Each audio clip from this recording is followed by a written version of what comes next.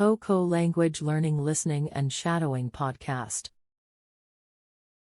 Hi everyone, I'm Jacob, And I'm Allie. and welcome to the KoKo Language Learning Podcast. Great to be here with you all. Today, we're doing a deep dive into something really fun and useful, English idioms. So our mission today is to look at 10 common idioms, break them down, make them super clear. Yeah, by the end, you'll have a really good handle on these. Okay, so let's dive into our first one. This is a really common one. Cold feet. Ah, yes, cold feet. And we're not talking about needing warmer socks here, right? Yeah, no, definitely not. It means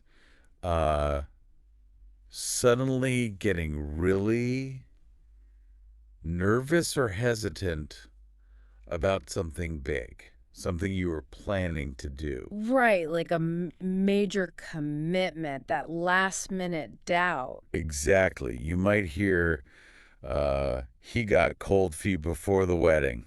That's a classic example. Super classic. Or maybe she had cold feet about moving abroad. Yeah. Or in a little dialogue like, why did he cancel? Oh, he got cold feet at the last minute. Mm-hmm. Or is she still going? Not sure. I think she's getting cold feet. So it really captures that specific feeling. It really does. It's such a human feeling, that last minute panic almost. And it's usually tied to something significant, like you said, a wedding, a job change, a big move. Not just like feeling a bit nervous about a test. Exactly. It implies a commitment you were, heading towards, and then suddenly breaks on.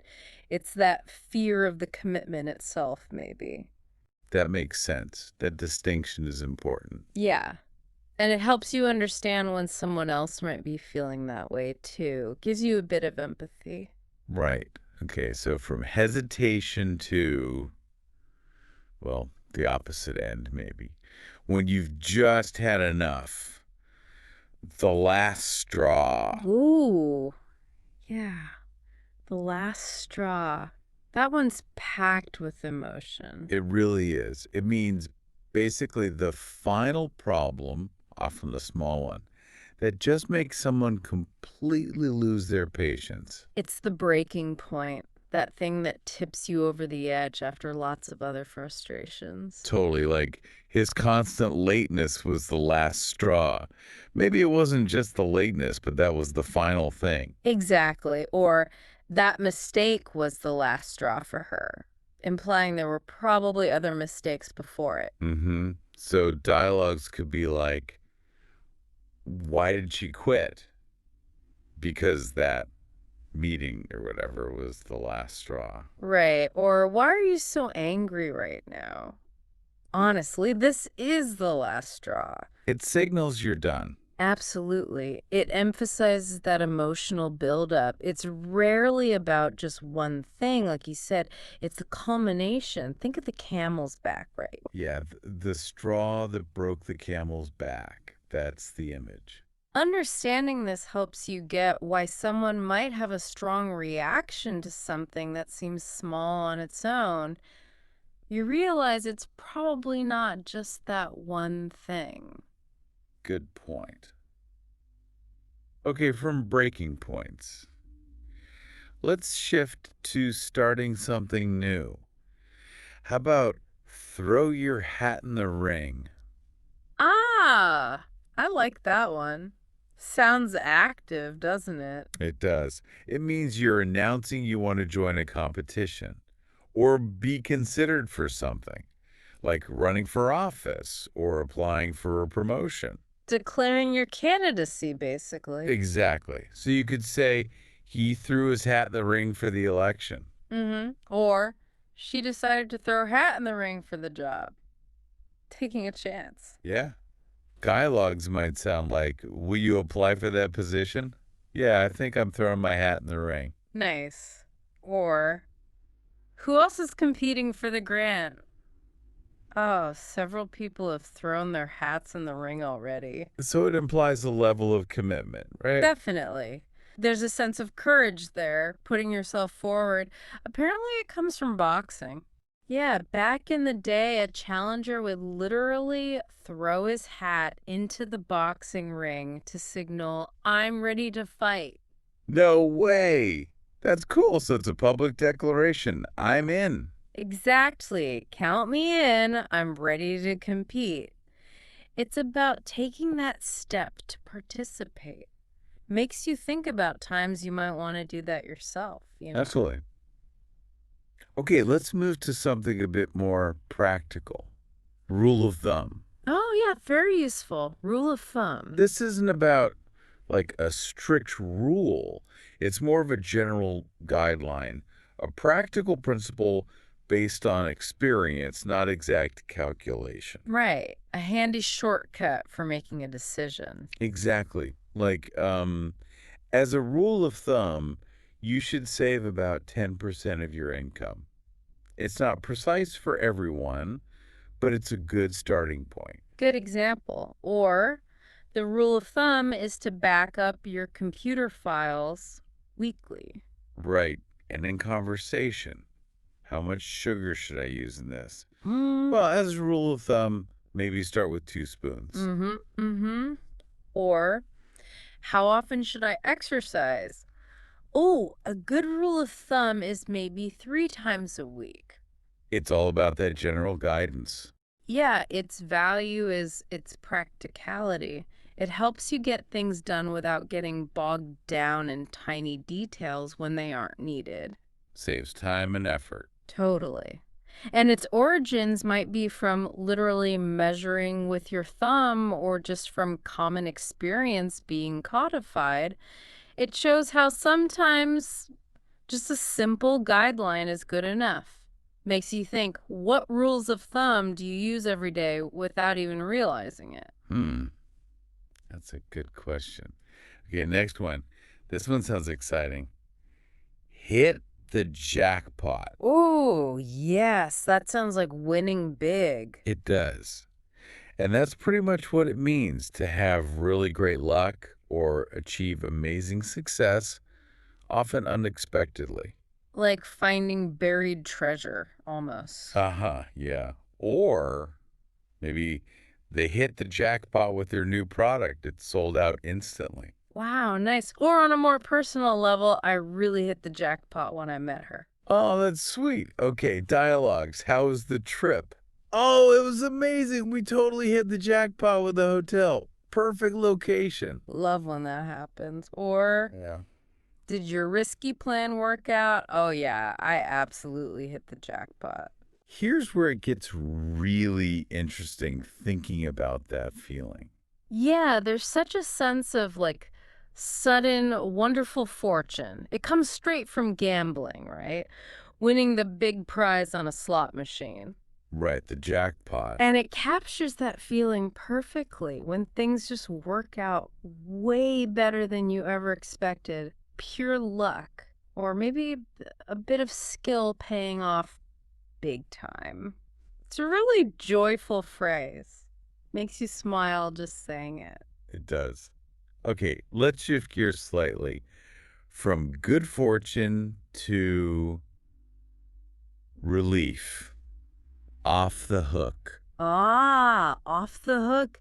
That sounds like escaping something. Exactly. It means you're freed from blame or responsibility or some kind of difficult obligation you didn't want. Like a weight lifted off your shoulders. Totally. You could say she was finally off the hook after they proved her innocence. Or the teacher let him off the hook for being late just this once. Right. Simple dialogues. Did he get in trouble for forgetting the report? No, somehow he's off the hook. Lucky him. Or, why are you looking so relieved? I'm off the hook. I don't have to give the presentation today after all. That's a great feeling. It really is. It vividly paints that picture of freedom, like a fish literally getting off the hook and swimming away. Yeah. It's that sense of reprieve, escaping something unpleasant, whether it's a chore or a potential punishment We all know that feeling of relief, right? Oh, for sure. Uh, Okay, next idiom, number 7. This one's about trends. Jump on the bandwagon. Right, following the crowd. Exactly. It means joining something that's become really popular or fashionable, often because it seems successful, Mm, maybe not because you've always believed in it. yeah, doing it because everyone else is doing it. Precisely. Right. For example, a lot of people jumped on the bandwagon of streaming services when they got popular. True. Or she jumped on the bandwagon and started her own podcast. Maybe. Yeah. Okay, dialogues. Why are you suddenly using that medication app?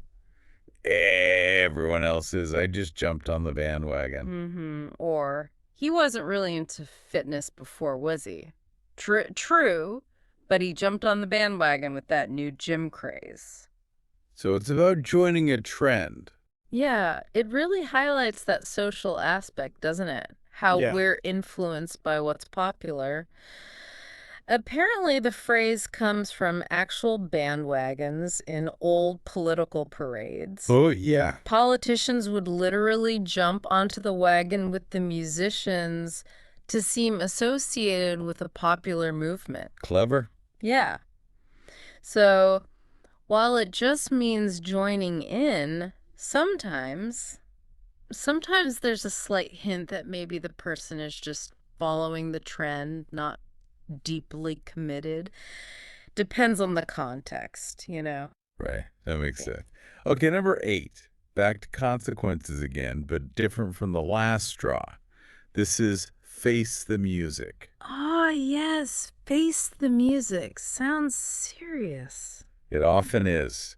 It means accepting the unpleasant consequences or criticism for your actions. Facing reality, even when it's tough. Taking responsibility, owning up to it. Exactly. Like he had to face the music after he was caught lying. Ouch. Or it's time for you to face the music for your mistakes. Yeah. Dialogues could be, why does he look so nervous? He has to face the music with the boss today. Yikes. Or did she ever admit she was wrong? Yes, she finally faced the music. So it's about accountability. Absolutely. It strongly emphasizes that. The origin isn't totally clear, maybe actors facing the orchestra or soldiers facing judgment. Interesting. But the core idea is clear. Confronting the results of what you did, no dodging. It's about maturity, really. Acknowledging cause and effect. This raises an important question, doesn't it? How do we learn to actually do that, to face the music? Yeah. That's a deeper thought. Okay, nearly there. Number 9 is the classic proverb. The early bird catches the worm. Oh, everyone knows that one, or should. Right. It's Yeah. pretty straightforward. It just means that people who act early, who are prompt, get an advantage. Be proactive, get there first, get the good stuff. Exactly. Like she always wakes up super early. Yeah. She really believes the early bird catches the worm. Or simply advising someone, arrive early for the sale, the early bird catches the worm. Yep. Quick chats. Why are you leaving for the airport so soon? Hey, the early bird catches the worm. Less stress. Smart. Or, how did you manage to get the best seat in the front row? Because the early bird catches the worm. It's all about being prepared and timely. Totally. It's such a timeless reminder, isn't it? About seizing opportunities by being proactive.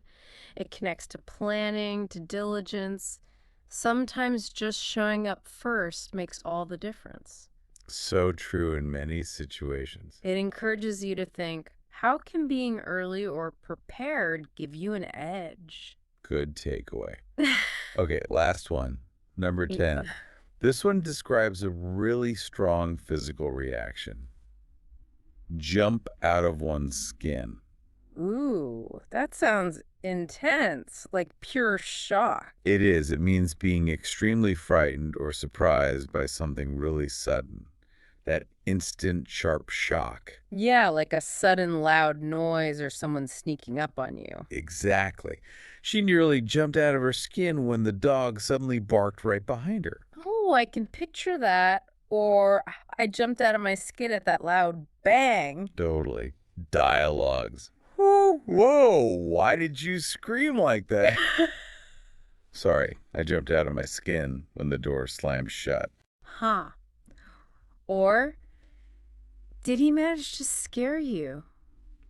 Oh, yeah, hiding behind the door like that, I jumped out of my skin. It really conveys that jolt. It absolutely does. That feeling where you're so startled, it feels like your whole body reacts instantly, almost like you're trying to leap away from the source of the shock. Yeah. I remember once I was concentrating really hard and a book fell off the shelf behind me. Honestly, I think I levitated. Definitely jumped out of my skin. It's that visceral, momentary fright. Super relatable. Wow. Okay, so that's 10 idioms. What a tour.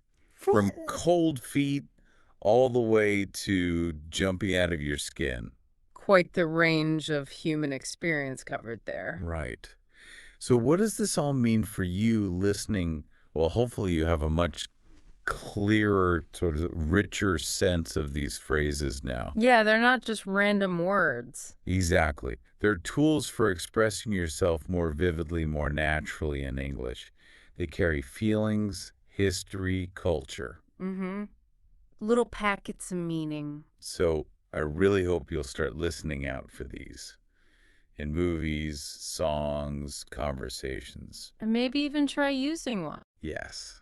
Mm-hmm. Definitely try using one this week. Don't worry about getting it perfect first time. Practice is key. Every idiom you get comfortable with is a big step. Absolutely. And think about it this way. Learning idioms is kind of like learning the secret handshakes of English. Ooh, I like that. Secret handshakes. Yeah. Each one you learn lets you connect on a slightly deeper level. It shows you understand more than just the surface meaning. You get the culture, the feeling behind it. It opens up that next level of understanding. Exactly. Not just understanding words, but understanding people better too. Yeah. So keep listening, keep exploring. What new secret handshakes will you discover next? Great thought to end on. Thanks everyone for joining us on this deep dive. Yeah, thanks for listening. Keep learning.